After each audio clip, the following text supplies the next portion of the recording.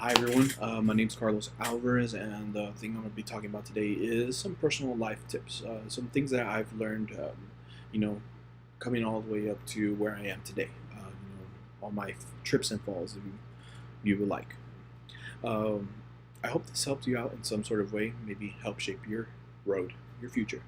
A little bit about myself is that I'm have a bit of a split personality. I like to be alone most of the time, but I also have no problem talking to people. I actually need that connection every now and then. Everything that I've done up to this point, I've always, like jobs and everything like that, has always been customer service related. So I have a bunch of experience in that. And one thing that helps, shape the person you are is to know yourself. Um, you have to know your likes and dislikes, and by doing this is or by knowing this, it will help you shape the road that you travel on. Whether you go left or right, or stick the middle path. Stuff like that. Something I found very important is cooperation, and the reason I say this is because um, you cannot do everything alone. At some point in time, you will need help to, you know, reach your goal. So whether it be significant other, friend, partner, whatever, so on and so forth, always try to find a cooperation. And one thing that I found that might help you, uh, cooperate better is finding a common ground. And what I mean by this is maybe finding a video game that you both might like, or a anime that you both watch, a book that you both like to read, stuff like that. Another thing that I found that helps in advancing that is using sense of humor. And I'm not specifically talking about jokes or anything like that. Whether you can or cannot tell jokes, um, it helps. But it could also be a comic comedian like Gabriel Iglesias, Kevin Hart, so on and so forth. Another thing is be professional, and also mean be respectful, um, because at the beginning of a partnership or a friendship, whatever, you don't know if a certain comment will, you know, anger the other individual. So always be careful on what you do and say. Um, Having said that, keep an open mind. And what I mean by this is that their ideas will always be different than your ideas. You know, you can think you're as smart as however you want to be, but at some point in time, their ideas might help you bridge or might help you come up to a better solution. So always keep an open mind to things and the things they do and say. Um, Public speaking is an important thing because it is used to get points across, at any given time. Whether it be if you're trying to, pitch a new CD or pitch a new video game or new art, whatever. I always think that there's a time and place to public speaking, and what I mean by this is that just like how you create your friendship and you talk to a certain way to a friend, um, might not work so well in a group. So always be careful on your environment because the way you talk might offend others.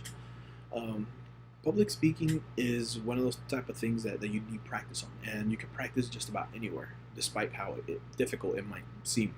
It could be you could go to the grocery store and just spark up a conversation with a cashier register person. Uh, you know, help bridge that gap.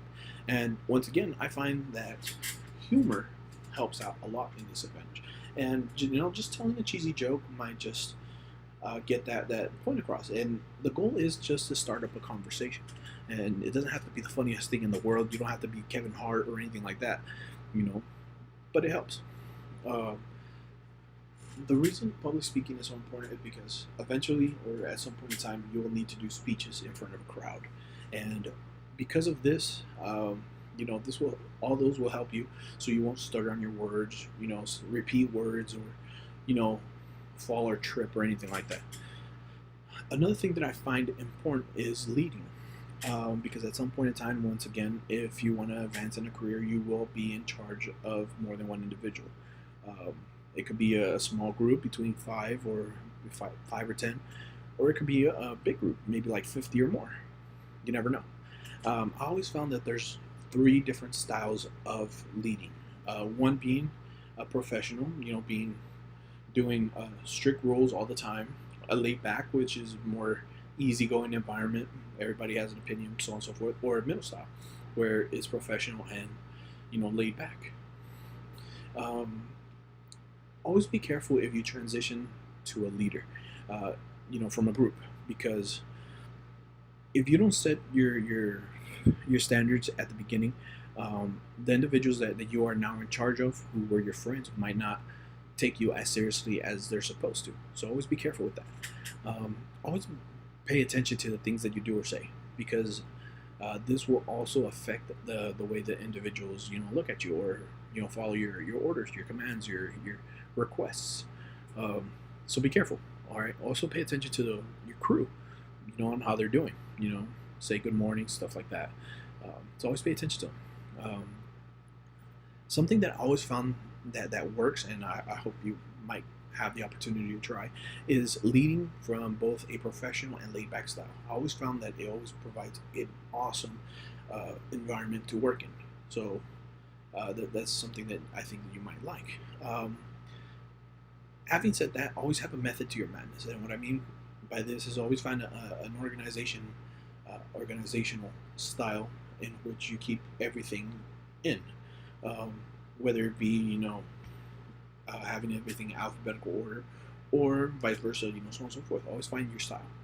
Um, this is all I have at the moment. I appreciate you, listening to what I had to say.